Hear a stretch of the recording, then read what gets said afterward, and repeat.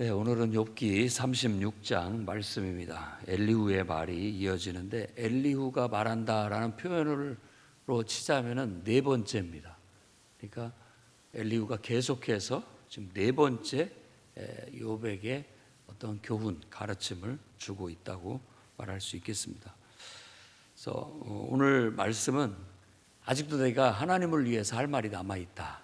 아직도 할 말이 많다라는 거예요. 그러니까 엘리후가 이런 식으로 말하는 것 자체가 곧 하나님을 두둔하고 하나님 입장에서 말하려고 하고 하나님의 어떤 은하, 하나님의 영광을 손상시키지 않으려고 하는 그런 태도라는 걸 알 수가 있습니다. 그러니까 그의 사명은 나를 지으신 분에게 의를 돌려드리겠다. 자꾸 하나님을 불의한 것처럼 말하는 자에게 하나님은 불의하지 않다. 하나님은 정의로우시다. 공의로우시다라는 것을 말하고 있습니다. 일단 하나님이 우리의 창조자시잖아요. 그렇기 때문에 우리를 창조하신 하나님이 정의로워야 돼요. 그렇지 않으면 우리 손해입니다. 그렇죠? 우리가 창조주의 어떤 그분의 영향 아래에서 벗어날 수 있다면 모르지만 우리는 그분의 하늘 아래 살고 그분의 은총 아래 살아가고 있는데 이것이 나의 우주고 그것이 우리가 살아가는 삶의 모든 것인데 그 창조주가 불의하다면 우리의 불행이 되는 것이죠. 그렇기 때문에 우리가 그런 생각을 할 입장이 못 된다. 그건 우리가 사유할 생각이 아니라는 거예요. 그래서 하나님에 대해서는 어찌됐든 그 하나님은 사랑이시고 그 하나님은 선하시고 그 하나님은 의로우시다라는 믿음, 신뢰, 긍정 이게 필요합니다. 그래야 우리가 삶을 영위할 수가 있는 거예요. 근데 이게 깨지면 일단 우리가 살아가는 삶이 진실하지를 못하고 또 그걸로 인해서 우리의 삶이 건실하지 못하게 되는 그런 결과를 가져오게 되는 겁니다. 그래서 우리가 하나님이 정의롭냐 불의하냐 이런 건 따지는 것은 우리의 주제 바깥에 있는 일이고요.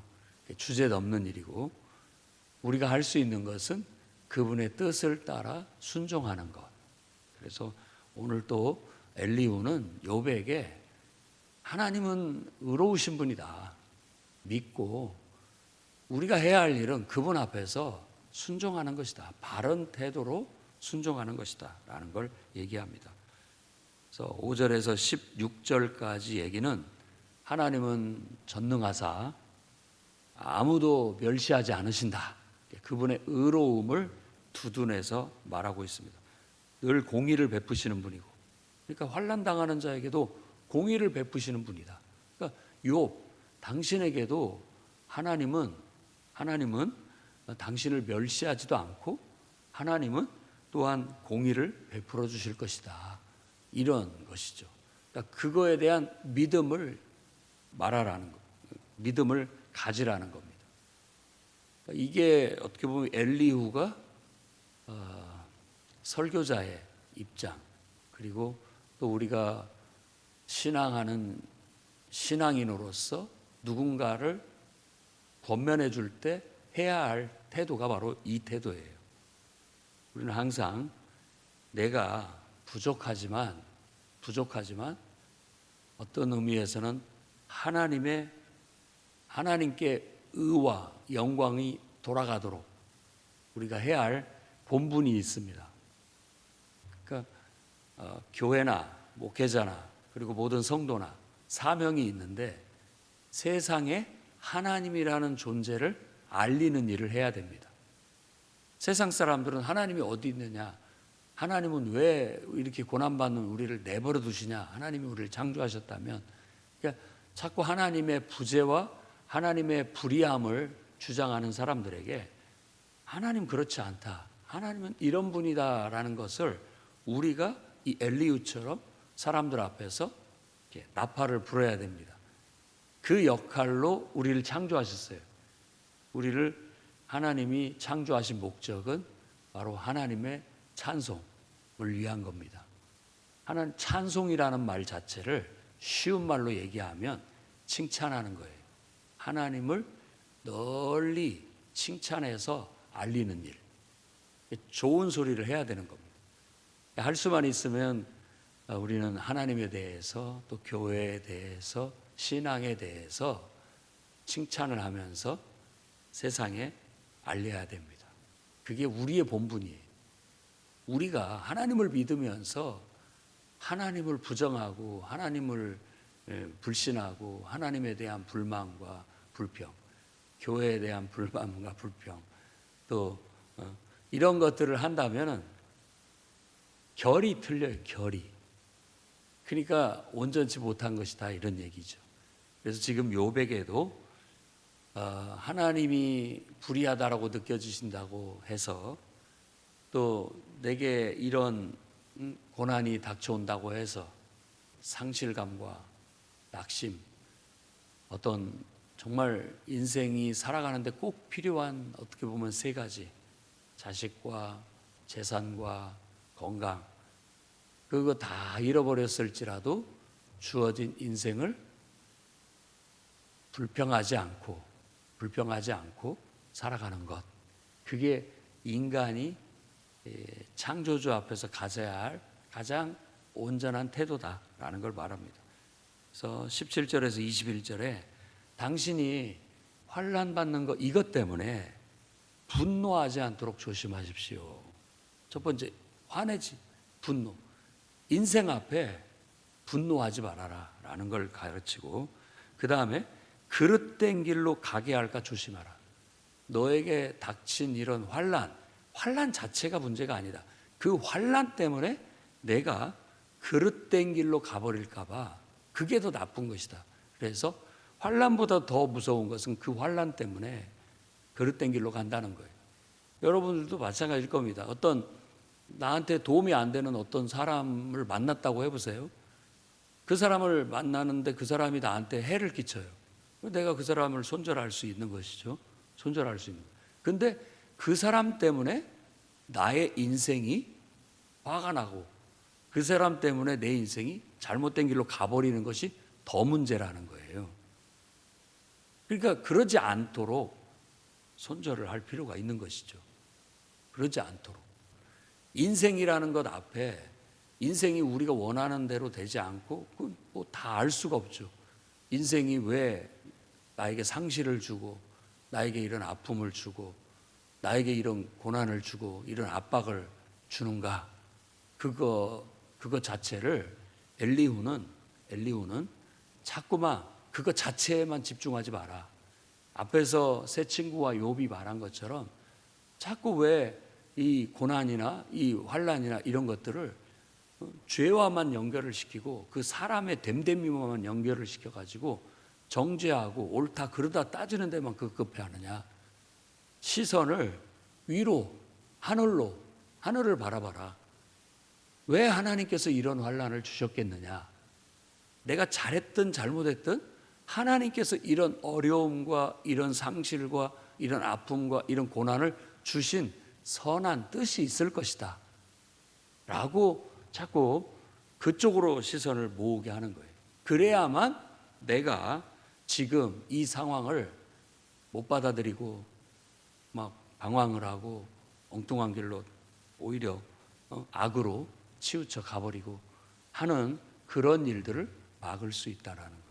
그러니까 우리 마음이 주어진 인생을 한탄하고 있고 인생 앞에 짜증을 내고 화를 내고 있고 또 내가 자꾸 막 마음이 틀어져서 못된 길로 가버리고 싶고 악으로 치우치려고 하는 그런 마음이 드는 것이 더 문제다라는 거예요. 환난 그 자체보다도 그것 때문에 내가 이른다라고 하는 것이 더 나쁜 거라는 거예요. 내가 누구 때문에 내가 이렇게 버렸다 나를. 그것도 누구가 문제가 아니라 내가 지금 나의 인생을 자포자기하듯 잘못된 길로 나를 망가뜨리는 것 자체가 문제다라는 거예요. 그래서 대개 인생을 저주하고 인생을 한탄하는 사람들의 이렇게 세 가지, 인생에 대해서 불평 불만과 화내면서 살고 그릇된 길로 가고 악으로 치우치는 이런 일들을 벌이게 됩니다. 그야말로 무너진 거죠. 망가진 거예요.